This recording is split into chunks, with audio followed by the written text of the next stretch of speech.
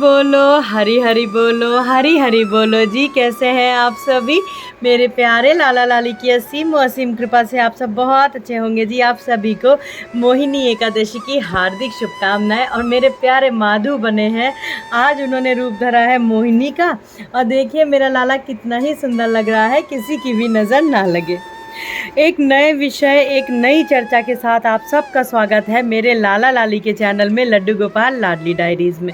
सर्वप्रथम मैं आप सबसे कहना चाहूँगी कि मेरे प्यारे लाला लाली का बहुत ख्याल रखिए। गर्मियाँ बहुत ज़्यादा पड़ गई हैं, आप लोग अपना भी ख्याल रखिए। जब आपका स्वास्थ्य अच्छा रहेगा तभी आप लाला लाली की अच्छे से सेवा कर पाओगे। बहुत गर्मियाँ हैं, दोपहर में बिल्कुल भी ना निकलिए अगर ज़रूरी ना हो, और अगर निकलिए भी तो पूरी अच्छे से अपनी देखभाल के साथ निकलिए।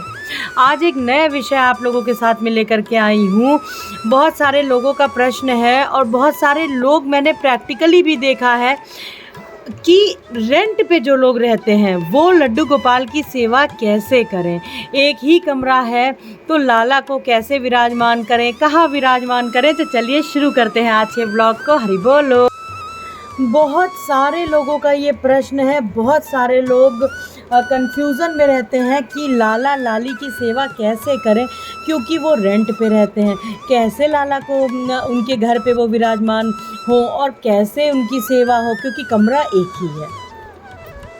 तो देखिए मैं पहले भी इस पे एक वीडियो बना चुकी हूँ कि यदि कमरा एक है तो लाला की सेवा आपको कैसे करनी है। एक कमरा है, उसी में आप लोग भी शयन करते हो, उसी में आपका सामान है, सारी गृहस्थी भी आपकी जो है वो आपने एक ही रूम में रख रखा है।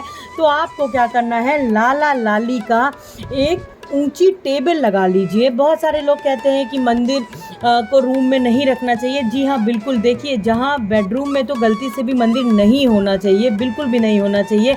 बहुत ऊर्जा होती है और एक पाक जो कहा गया है फिर वो बात नहीं हो पाती है, तो बेडरूम में बिल्कुल नहीं रखना चाहिए। लेकिन अगर परिस्थिति ऐसी है कि लाला लाली विराजमान है लेकिन आप रेंट पे हो, एक ही रूम है, तो देखिए लाला लाली से कुछ भी छिपा नहीं है।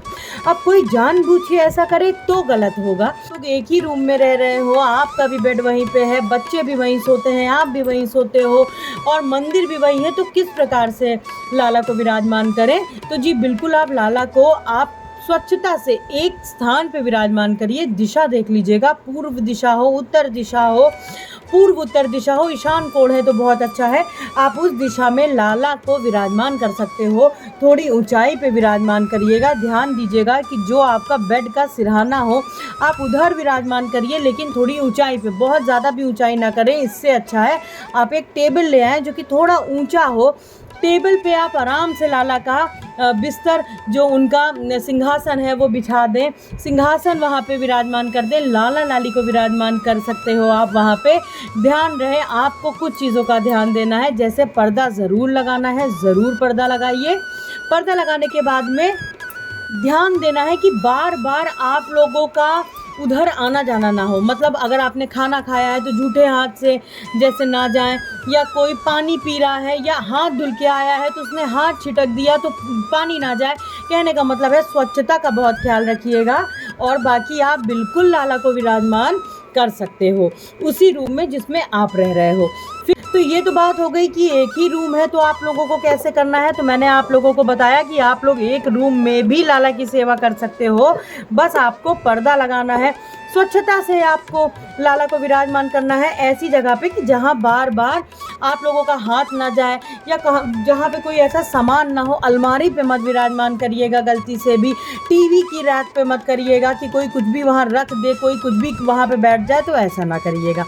फिर बात आ जाती है कि रेंट पे रहते हैं तो कैसे लाला की सेवा करें। रूम 2 है लेकिन फिर भी कैसे सेवा करें। तो रेंट पे रहते हैं तो इसमें ऐसी कोई बात नहीं है कि आप लाला लाली की सेवा नहीं कर सकते हो।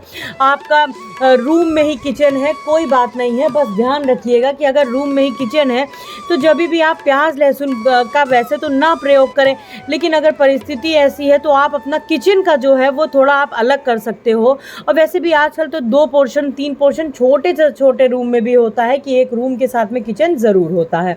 तो बस इन्हीं सब चीज़ों का आपको रखना है ध्यान, और कोशिश करिएगा, बहुत ज़्यादा कोशिश करिएगा कि बिल्कुल पाक स्थान पे लाला को आप विराजमान करें, जहाँ पे बार बार किसी का हाथ ना लगे और किसी का आपका कोई ऐसा सामान ना हो जहाँ पे लाला को ज़रा भी कष्ट हो।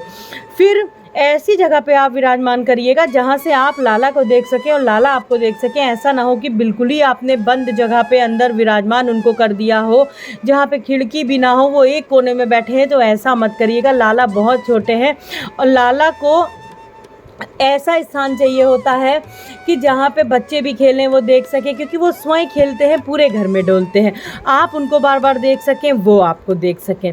फिर इस तरह से आपको लाला लाली की सेवा करना है। देखिए, जो संत होते हैं हमारे, जो छोटी सी कुटिया में भी रहते हैं, वहाँ पे भी मेरे युगल सरकार, मेरे लाला लाली उनके साथ विराजमान होते हैं। बस बात ये है कि बात चाहिए 56 भाव।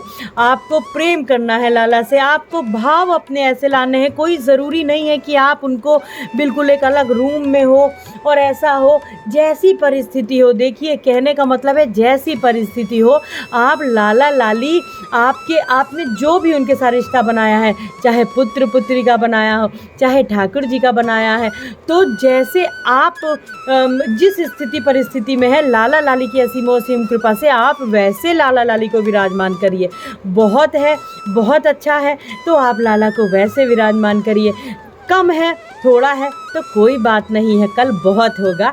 इस धैर्य और इस प्रार्थना के साथ में लाला लाली को विराजमान करिए। अटूट विश्वास रखिए। कोई सेवा ऐसे मत करिए कि ये हो जाएगा तो मैं वो कर दूंगी। मैं हमेशा कहती हूँ, लाला की सेवा करिए, उनसे प्रेम करिए। कृपया करके उनसे आप कोई भी डील ना करिए, कोई भी उनसे ऐसा ना करिए कि ऐसा हो जाएगा तो मैं ये करूँगा, वैसा हो जाए। लाला, देखिए, ये सेवा जो है ना, फिर ये सेवा पूजन नहीं रह जाती, ये तो एक तरीके का आपकी डील हो जाती है। एक तरीके का आपका लाला लाली के साथ में ऐसा हो जाता है कि ये हो जाए तो ये करे, तो ये कोई प्रेम और भक्ति नहीं कहलाती। तो ये ना करिए, आपको सौदा नहीं करना है, आपको तो बस लाला लाली से अटूट प्रेम करना है और कुछ भी ना मांगे, बस लाला लाली से मांगे तो उनका प्रेम, उनका आशीर्वाद और उनके चरणों में आपकी भक्ति बनी रहे, इतना आशीर्वाद मांगे। आशा करती हूँ आप सभी को अपने प्रश्नों का उत्तर अवश्य मिला होगा। आराम से आप रेंट के एक कमरे के रूम में रहती हैं, तो आराम से लाला लाली को विराजमान करिए। बस स्वच्छता का, पाक का ध्यान रखिएगा। आशा करती हूँ आप सभी को अपने प्रश्नों के उत्तर मिले होंगे। कोई भी प्रश्न है तो मुझसे ज़रूर पूछिएगा, कोई भी सुझाव है तो कमेंट सेक्शन में ज़रूर दें। आज के लिए बस इतना ही, मिलते हैं अपने दूसरे ब्लॉग में बहुत जल्दी। हरि बोलो, हरि हरि बोलो, राधे राधे जी, हरि बोल।